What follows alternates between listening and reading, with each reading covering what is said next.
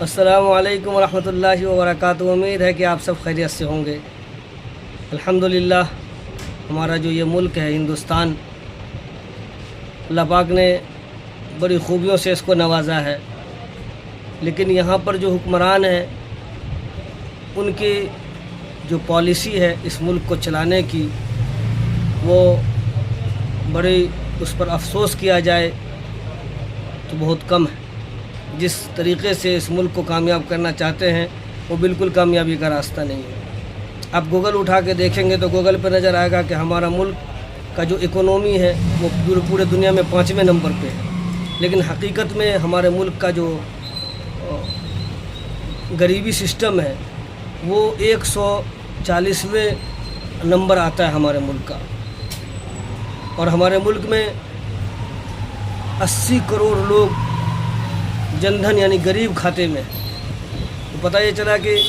Medium طبقہ اور 1% سے 2% لوگ جو دن بدن امیر ہوتے ہی چلے جا رہے ہیں، وہ حکومت کی غلط پالیسی کی وجہ سے۔ اسی کا ایک نمونہ ہے کہ امبانی کے گھرانے کی جو شادی ہے کئی مہینوں سے چل رہی ہے، اور اس شادی کا بوجھ یہ 50 کروڑ جو ہندوستان کی جنتا جو جیو کی سم چلا رہی ہے اس کے اوپر وہ بوجھ ڈالا گیا۔ 5000 کروڑ روپیہ اس غریب جنتا کے جیب سے، 50 کروڑ جنتا کے جیب سے 100 روپے کے حساب سے 100 روپے پہ ٹیرف بڑھا دیا گیا ہر مہینے، اور اس غریب کے جنتا سے نکال کر اور پورے دیش اور پورے دنیا کے اندر تمام ہندوستان کے غریبوں کا مذاق اڑایا جا رہا ہے۔ مذاق اڑانے میں صرف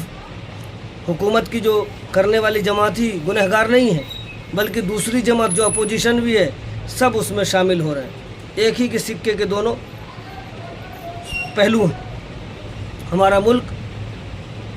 ملک میں جہاں غریب جب شادی ہوتی ہے غریب کی، بیچارہ 5 لاکھ 10 لاکھ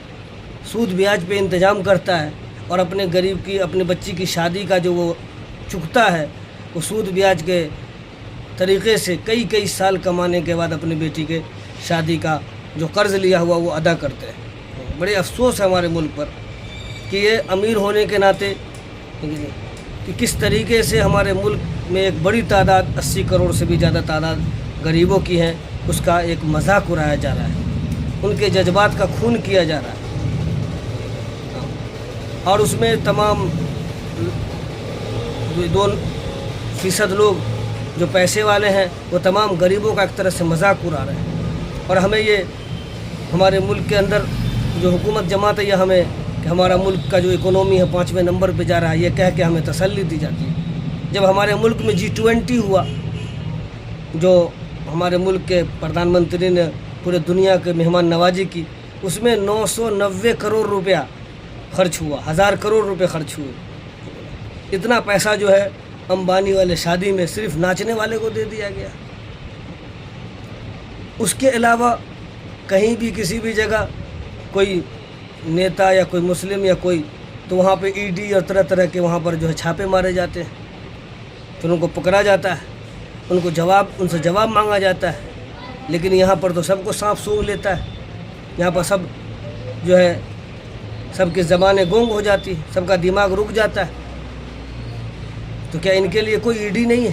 تو پتہ یہ چلتا ہے کہ ہمارے ملک میں 2 طرح کا قانون ہے،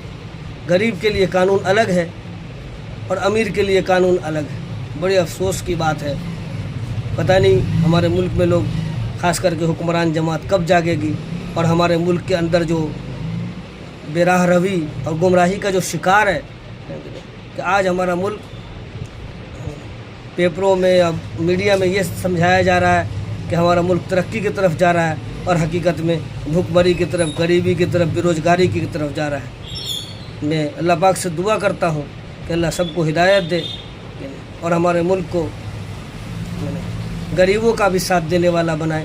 غریبوں کا مسیحا پیدا کرے، اور جو لوگ جو ترجمانی کر رہے ہیں وہ انصاف کے مطابق ترجمانی کرے، کہ امیر کا چہرہ دیکھ کے اس کی مدد نہ کرے، بلکہ غریب کی غربت اور غریب کا جو حق ہے